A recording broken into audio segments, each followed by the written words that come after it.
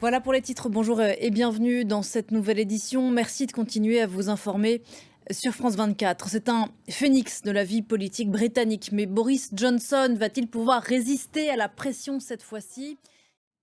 Autre Premier ministre sous pression, ou plutôt Première ministre, ici en France, Elisabeth Borne.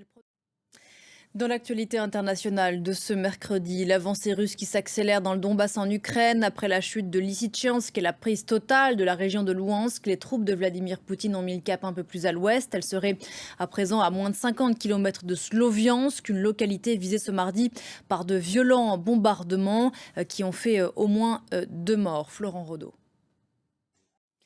Aux États-Unis, le deuil et les questions au surlendemain de la fusillade mortelle de Highland Park en banlieue de Chicago. 7 personnes, dont un enfant de 8 ans, ont été tuées par un jeune homme de 22 ans. Il a ouvert le feu en pleine fête nationale lundi dernier.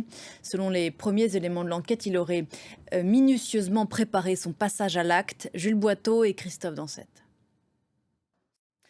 Dans l'actualité africaine, en bref, au Niger, 6 soldats nigériens ont été tués, 14 blessés lors d'une attaque menée par des djihadistes présumés. Et puis au Soudan, les civils appellent à poursuivre la mobilisation, pas convaincus par la promesse faite par les putschistes de leur rendre le pouvoir. C'est l'un des 5 piliers de l'islam, le Hajj, le pèlerinage à la Mecque, que tout croyant doit faire une fois dans sa vie s'il le peut. La vie reprend depuis quelques mois un peu partout dans le monde et pourtant ce Covid est loin d'avoir disparu de nos quotidiens. Pour preuve, ces chiffres en France, ils sont édifiants.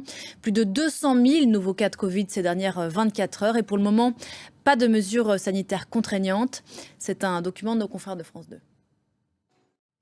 Son nom signifie lézard féroce. C'est un sacré prédateur qui s'apprête à être vendu aux enchères à New York. Un Gorgosaurus, ou plutôt son squelette. Un dinosaure qui a vécu il y a plus de 70 millions d'années. C'est ce que nous raconte en image Amine Babaïssa. Voilà, encore faut-il avoir la place dans son salon. Voilà pour l'essentiel de l'info.